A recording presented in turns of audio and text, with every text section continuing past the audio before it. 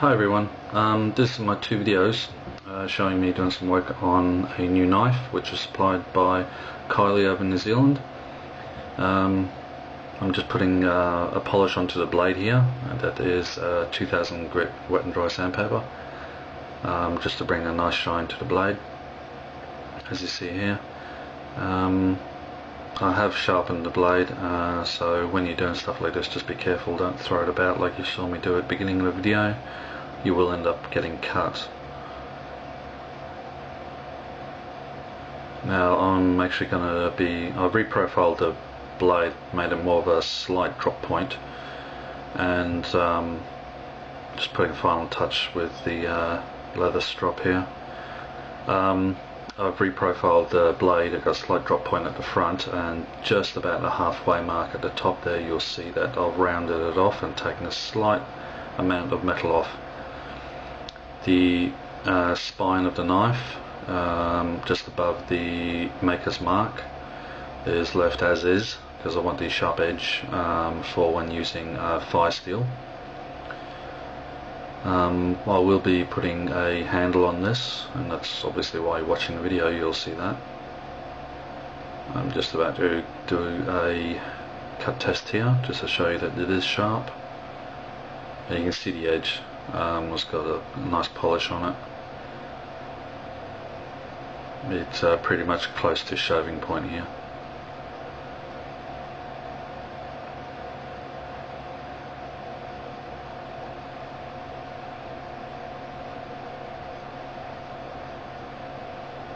And this is just standard A4 paper. I will be testing this knife next weekend. I'm going to a friend's place at Bush.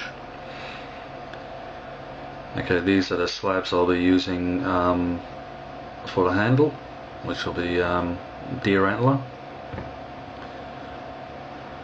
They're quite thick at the moment.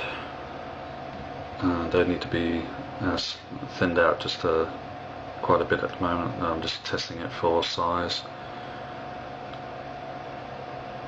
Giving you an idea of the size of the handles.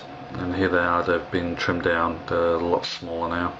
And I'm just putting some electrical tape over the cutting edge of the blade and also the sides of the blade to prevent any marking or scratching.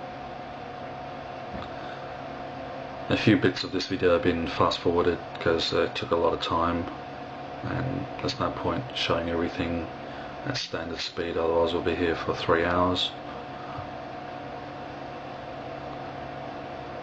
I'm just testing the size here of the liners, which are a bright blue.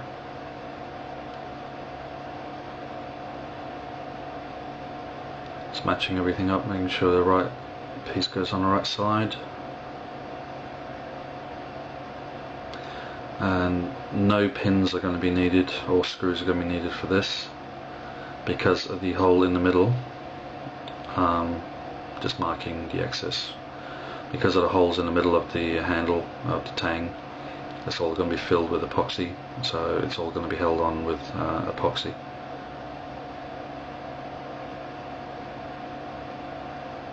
So pins are not actually necessary. You can add pins for more of a cosmetic look and also to make sure the handle doesn't come off, but with 2-part epoxy these handle scales will not come off. Going to be gluing these on pretty shortly. Just marking off all the excess.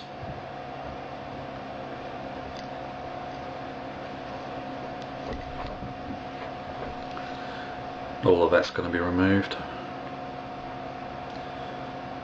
and the front end of the slabs, yeah, 2-part epoxy I do not like working with. It's sticky, it's slippery, it smells, it's horrible. The scales here have been profiled and the excess has been removed.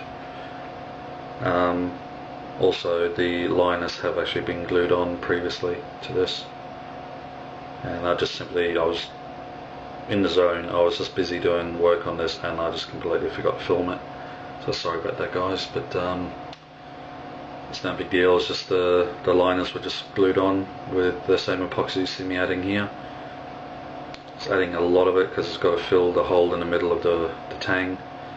It's making sure that the amount of epoxy up near the front end of the scales, right about there, it's actually quite thin, because I don't want too much of it spreading out onto the blade when I apply pressure to the scales. So towards the front of the scales, it's a thin coat, but it's a really thick coat down towards the back.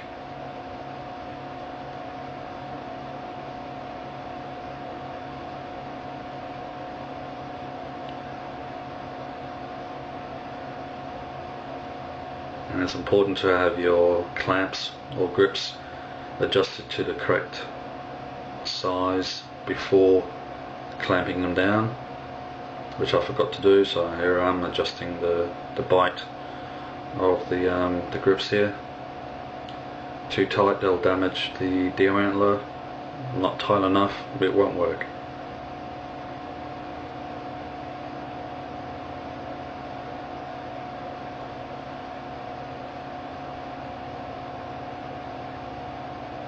Still not snug enough. Tighten up just a little bit more.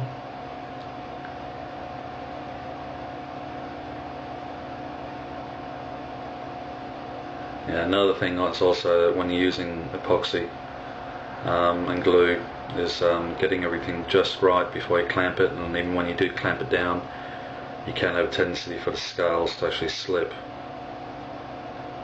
So that's why I prefer using hand clamps like this over a vise, because a bench vise can actually cause more problems.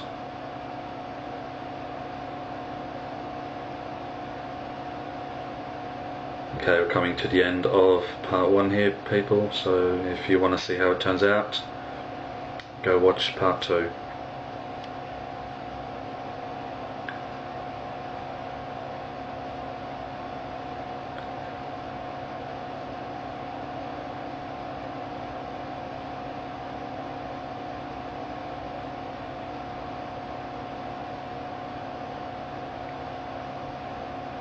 Alright, see you in part 2.